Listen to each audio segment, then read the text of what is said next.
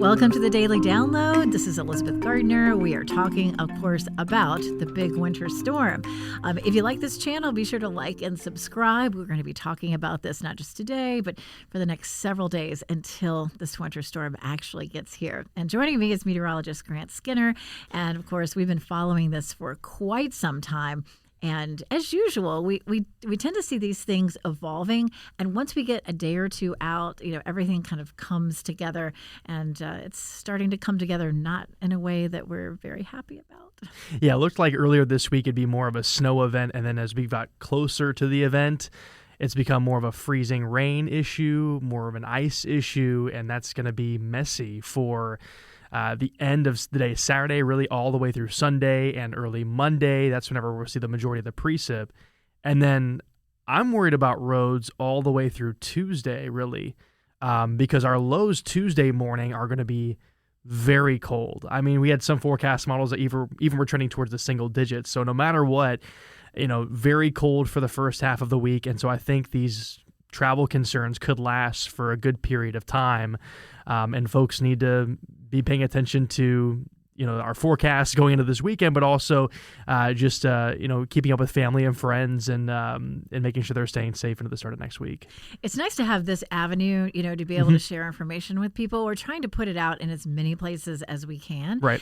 Because everybody, can start seeing this. I mean, at least over the weekend or even before that, I had a friend text me and say, are we really going to have a foot of snow I know. next weekend? And I said, what are you even talking about? And of course, it pops up on people's phones. Right. So that's what they see. They said, we're going to have a big snowstorm. And then making sure that we can get that information to them that has changed is the tough thing. And, if you're a regular watcher of WRAL, you know that we have certain days. Okay, so, 7 to 10 days out, we're watching for patterns. Right. And then, 5 to 7 days out, we're looking at, are we trending toward it or away from it? We really, by the time we get to, 2 or 3 days out is when we start to say, here's what kind of precipitation we're going to have and here's how much we see. But by that time, people have gotten so much information that it's hard to make sure they get the right stuff. Right. And, even this past weekend on Sunday, I had the following Sunday on my 7-day, and I put a little mixed precip icon. I think I put it at like a 40, 50 pop at that point, or chance for some sort of precipitation to happen. And I was just like, hey, we're still a week out. Right now we're just looking at how are things trending. In a few days, we'll have a better idea of what's going on. And when signals continued to fire off into Monday and Tuesday, I think it's when people were a lot more confident that we'd have something happen. And then, of course, the Weather Service went ahead and issued their winter storm watch, yesterday. And I'm sure folks are like, why is it so far ahead of time? Because things can change still.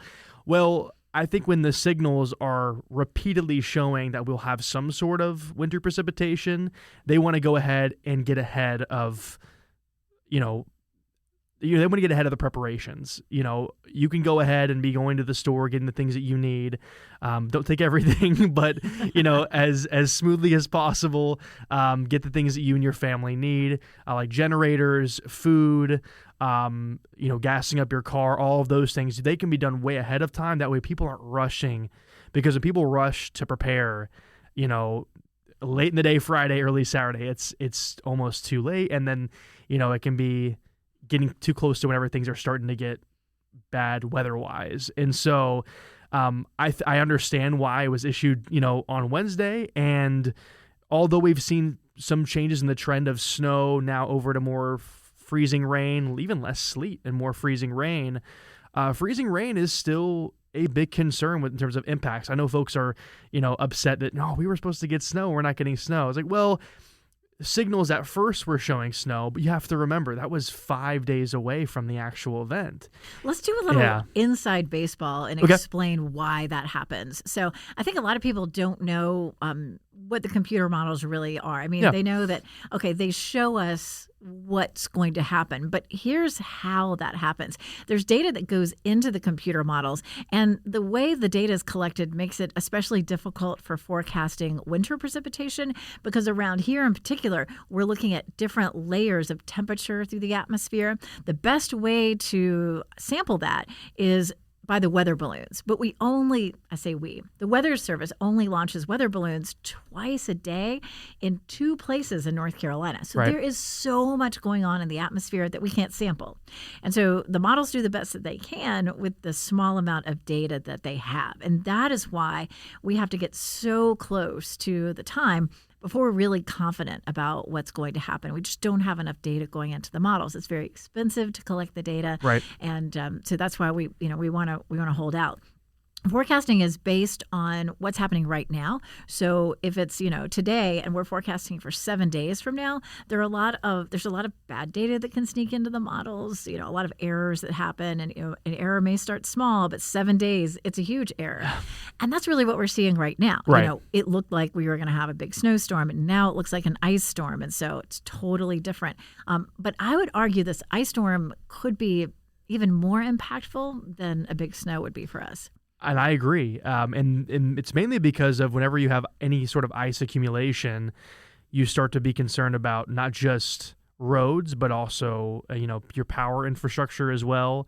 I was talking this morning about the fact that, when you get to around a half an inch accumulation on those power lines, they can really start to break, and they can weigh down heavily on those power lines. And it's going to cause a shock to the system, literally. I mean, it's just going to be a huge problem for a lot of people. And that's why I've emphasized so much that having a safe heating source when you get into the winter season is really important, like a generator, and not try to heat your house with your oven or any other, small camp stove or something like that. You need something that's going to be more reliable and safe. And if you're going to use one that utilizes gas, that needs to be outside and not inside, because, the fumes from that are toxic. So, it's just, we're so glad to have these, of course, improvements in technology over time, because we know ahead of time when we're going to have these kind of events. But there is still that uncertainty. And I was even, I was writing a little article about the snowstorm in 2000. And, I was explaining that between then and now, our 3-day forecast is now, or I guess the 5-day forecast is now as accurate as the 3-day forecast was back in 2000. So there's been improvements, of course, in the forecast, like the accuracy of it over time, but there's still uncertainty. There's still, only so much confidence up to a certain point, because you have to get closer to the event, again, to get those samples of the atmosphere. And there's only so many weather balloons launches done, and those are our key to get. Well, I mean, there's also aircraft that take measurements as well, but those weather balloons are key. I did some launches, in college, and just being able to see that data right in front of my eyes, it was like, I don't know, super valuable as a weather nerd. Of course, it's like super cool, but it's just, you see how important that stuff is, and you need the whole atmosphere to understand wintry precipitation. I mean, that's just what you need. Yeah, I mean, we have observations on the ground, Yep. but that doesn't really help us in a wintry situation. No.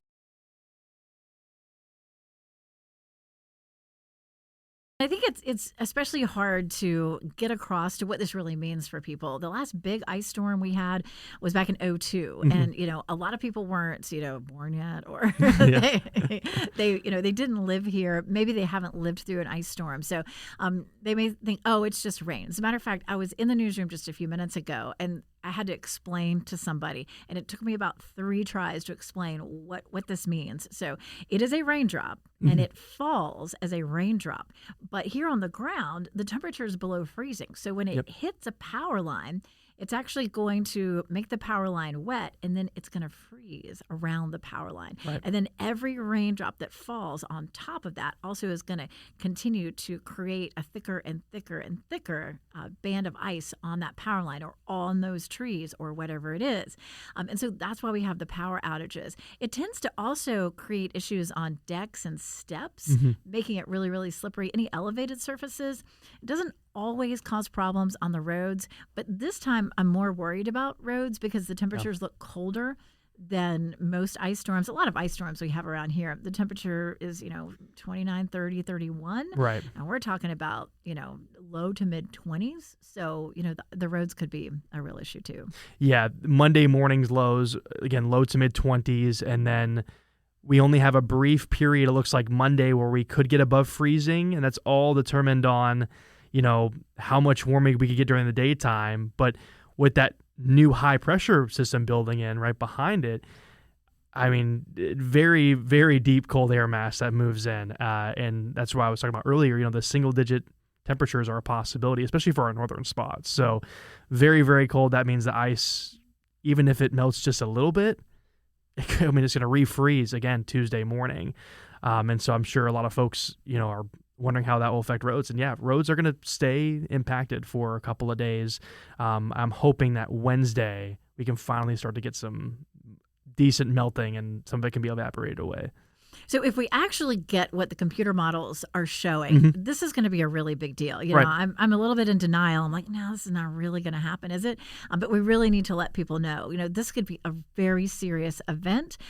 Plan for that. If it doesn't end up being that, then, so be it. And aren't you glad you were prepared? One thing that could save us that's unlikely to happen, and I don't want you to think, oh, well, that's going to happen, so we're okay, is the other thing that we could see. Not only could we see the freezing rain, but what could happen is we have sleet, and that's just an ice pellet. And it forms in the same way that freezing rain does, but it's able to freeze before it reaches the ground instead of when it reaches the ground.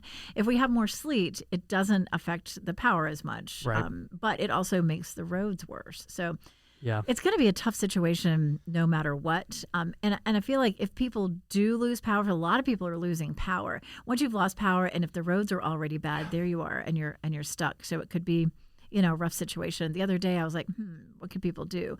Well, shelters. But if the roads are bad, you can't get to a shelter. So it's just so critical that people prepare. And it's hard to get people to prepare for something that they've never lived through before. Yeah. So I think it's going to be a tough one. And I relate with that because I had my first big snowstorm in an area that does not see snow whenever I was in my previous market in Mobile, Alabama. And I had no idea how to drive in that. And so I made the mistake of going on a bridge. It was an overpass. And the meteorologist making a poor decision. It was just because it was an interstate. And so I assumed that, they're going to be clearing this off. Well, then I get through the first part of the interstate. It seems fine. But then I'm getting over more of the overpass where there's a lot more cool air able to flow right underneath the bridge. And there are 18-wheelers just parked all along the side of the interstate. And I was like, they must, they're high-profile vehicles. They must have trouble driving through that. I'm still okay. I don't need to turn around or anything. And I tried to go on this side area, and at one point, I just completely lost traction in my tires. And thankfully, I was able to I didn't, nothing crazy happened. I was going super slow, so I kind of went to the side of the road a little bit. But, I learned a lesson there. And, people that haven't gone through this, that was in, of course, Mobile, Alabama, where we didn't have the infrastructure at the time for an event that big. But still, that was a snow event. This is an ice event where we could have more accumulation than, what ice had formed on that bridge. And so that's why we've encouraged people to just not travel. If you don't have to travel, just don't travel. If you can stay indoors, stay indoors. But if you've been through this before and even if you still know how to drive through something like this, please just drive slowly and keep in mind that there might be other folks on the roads or pulled over on the side. Yeah. And four-wheel drive doesn't really help you No. in an icy situation like that. No. People are going to look out the window and say, it's just raining. And then they're going to open the door and they're going to step out and their feet are going to slide out from under them. Yeah. That's what will happen. So it looks like rain and it isn't. And so during the weekend, starting late Saturday all the way into Monday, we're going to be on TV. Right. We have big fat generators here. Yes. If you have a way to watch us, we'll also have updated information on our WRAL weather app. We'll be all over your social media. Right. We'll be trying to do these podcasts as we can as well. As a matter of fact, we have an exciting one coming up tomorrow at 10:30. We're going to do a live Q&A. So all those questions that you have, make sure you tune in. And people can find that live where? I'll jump in the camera. Yeah, jump in. Hey guys, you guys are going to find out on the YouTube page. I'm going to make that public, hopefully, and we'll share the graphic and things like that. Also, we'll announce it on the newscast as well, so that's going to be good as well. So Yeah. I think it's going to be fun. It's going to be fun. A little bit of interaction. Yeah, Jalen's our producer, and he's going to make it happen for us tomorrow. So we're looking forward to that. In the meantime, we're going to run back downstairs and forecast some more Yes. weather. Again, like and subscribe Yes. if you liked this, and we look forward to seeing you all tomorrow.